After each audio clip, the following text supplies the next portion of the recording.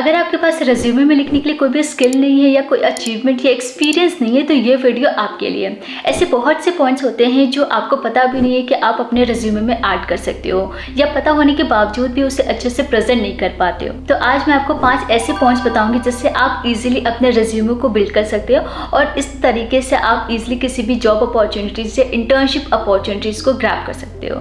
तो आज जितने भी पॉइंट्स मैं आपको बताऊंगी आप अभी इसी मोमेंट में अपने रेज्यूमे में ऐड कर सकते हो। इसके लिए अलग से टाइम निकालने की ज़रूरत नहीं है। साथ ही साथ मैं आपको कुछ ऐसे टेम्पलेट्स भी दिखाऊंगी रेज्यूमे के लिए जिससे आप फ्री में डाउनलोड कर सकते हैं एंड अपने इन्फॉर्मेशन के अकॉर्डिंग उसे मॉडिफाई कर सकते हैं। सो आइए शुरू करते हैं एंड इन 5 पॉइंट को one by one step by step discuss करते हैं। सबसे पहला पॉइंट है कॉन्टैक्ट डिटेल्स। आपके रेज्यूमे में सबसे टॉप पे आता है आपका नाम। जैसे आपका नाम होता है उसके जस्ट नीचे आप कॉन्टैक्ट डिटेल देते हो। कॉन्टैक्ट डिटेल में पहले आता है आपका मोबाइल नंबर जो कि एक्टिव होना चाहिए। दूसरा आपका ईमेल एड्रेस जो कि प्रोफेशनल होना चाहिए। आपका ईमेल एड्रेस अगर अनप्रोफेशनल है तो बैड इंप्रेशन जाता है रिक्रूटर पे। उसके बाद आता है आपका लिंक्डइन अकाउंट।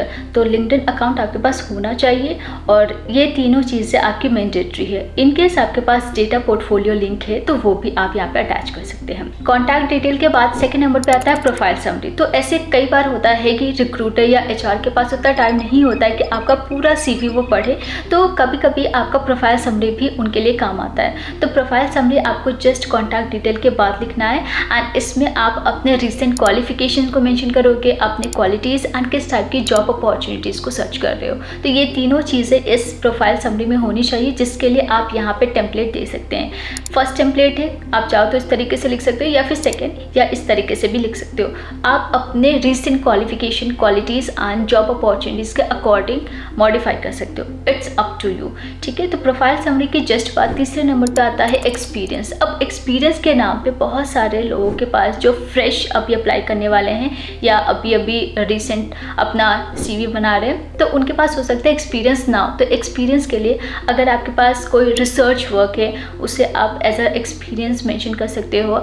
आपने इंटर्नशिप किया है, पार्ट टाइम वर्क किया है, वॉलंटियरिंग किया है या फिर कोई हैकाथॉन किया है, कोडिंग में पार्टिसिपेट किया है या आपके पास एक एज अ टीचिंग एक्सपीरियंस है, आपके पास as a home tutor experience है या अकेडमिक प्रोजेक्ट वर्क एक्सपीरियंस, तो वो सारी चीज़ें भी यहाँ पे आप मेंशन कर सकते हैं। इनमें से कुछ भी है आपके पास अकेडमिक लेवल पे या फिर कोई आपने ऑनलाइन कोर्स किया या ऑनलाइन वर्क किया है तो वो सारी चीज़ें भी आप मेंशन कर सकते हो।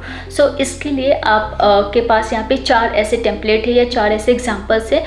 इस तरीके से आप अपने एक्सपीरियंस को मेंशन कर सकते हो। अगर इंटर्नशिप आपने किया तो इंटर्नशिप को आप ऐसे मेंशन कर सकते हो।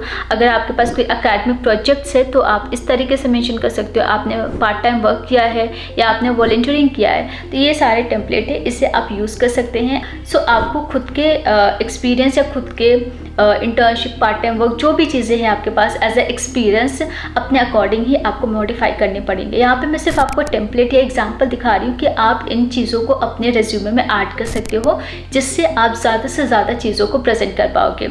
इसके बाद नंबर 4 पे आता है education and academic achievements. So education के लिए आपको रिवर्स क्रोनोलॉजिकल ऑर्डर में अपनी एजुकेशन मेंशन करनी है।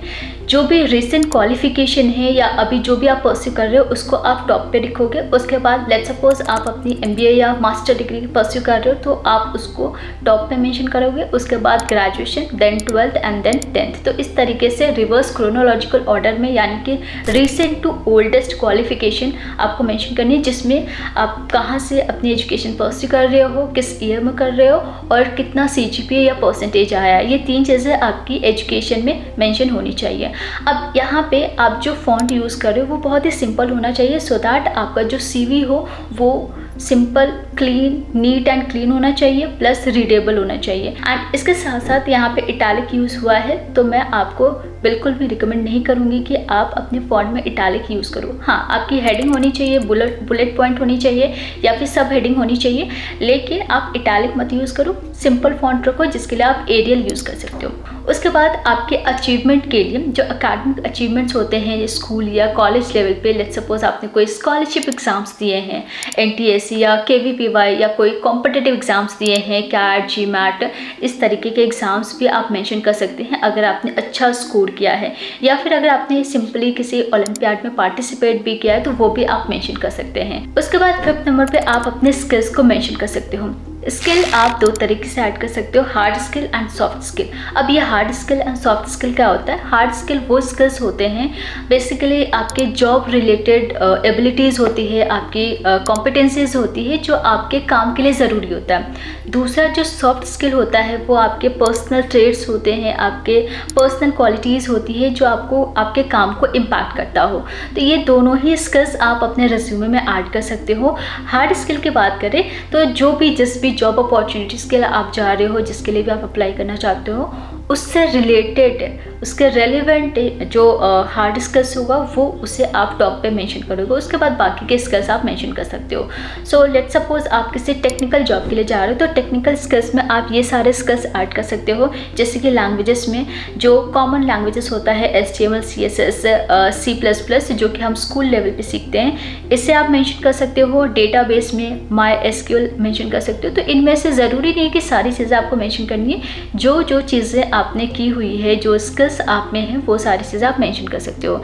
इसके बाद अब अभी भी अगर आप कंफ्यूज हो कि हार्ड स्किल में क्या मेंशन करना है, सॉफ्ट स्किल में क्या मेंशन करना है, तो हार्ड स्किल्स की ये लिस्ट मैं आपको दे रही हूँ, आपके रेफरेंस के लिए है। बाकी जो सॉफ्ट स्किल्स है, सॉफ्ट स्किल की लिस्ट भी मैं यहाँ पे शेयर कर रही हूँ। इनमें से जो भी स्किल्स आपको आते हैं या जो स्किल्स आपके लिए है, वही स्किल्स आपको अपने रिज्यूमे में ऐड करने हैं, ठीक है। कोई भी एक्स्ट्रा चीज़ें आपको मेंशन नहीं करनी है। अब ये हमने 5 जो पॉइंट डिस्कस किए हैं, ये सारे पॉइंट्स आप अपने रिज्यूमे में ऐड कर सकते हो और ये काफ़ी इफ़ेक्टिव होता है जब आप किसी फ्रेश अप्लाई कर रहे हो जॉब के लिए या इंटर्नशिप के लिए।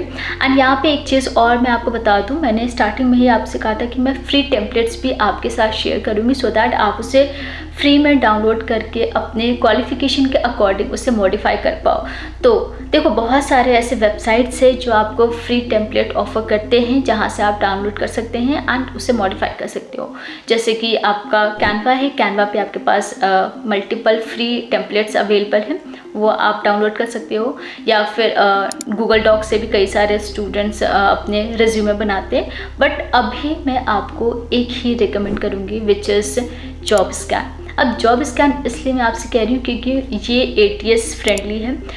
जो आपका एप्लीकेशन ट्रैकिंग सिस्टम होता है वो आपके एप्लीकेशन को स्क्रीनिंग करते हैं, आपके एप्लीकेशन को स्कैन करते हैं एंड उसके बाद जाके रिक्रूटर या HR के पास जाता है आपका रिज्यूमे, ठीक है। तो वो डिपेंड करता है, कई सारी कंपनीज़ में ATS सिस्टम है।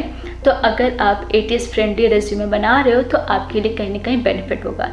इसलिए आप जॉब स्कैन पे जाके कई सारे आपके पास रिज्यूमे हैं, आप डाउनलोड करके उसे मॉडिफाई कर सकते हैं।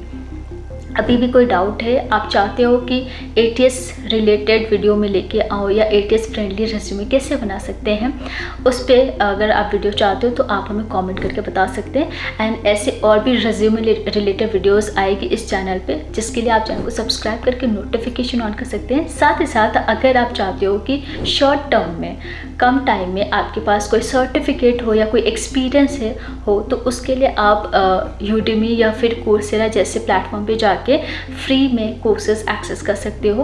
और उसके लिए किस तरीके से आप पेड वाले जो कोर्सेज हैं उसको फ्री में एक्सेस कर पाओगे, वो तरीका भी मैंने आपके साथ शेयर किया है, तो वो वीडियो आपको यहाँ पे मिल जाएगा। एंड अगर आप किसी इंटर्नशिप को सर्च कर रहे हो तो इंटर्नशिप रिलेटेड भी वीडियोज़ यहाँ पे है, जिसकी प्लेलिस्ट आपको यहाँ पे मिल जाएगी। ये सारे वीडियोज़ आप 1 बाय 1 देख सकते हो, जो कि आपके रेज्यूमे बिल्डिंग में बहुत हेल्प करेगी। तो आज के लिए बस इतना ही, बहुत जल्द मिलेंगे ऐसे और भी इन्फॉर्मेटिव वीडियोज़ के साथ। तब तक के लिए thank you so much and take care.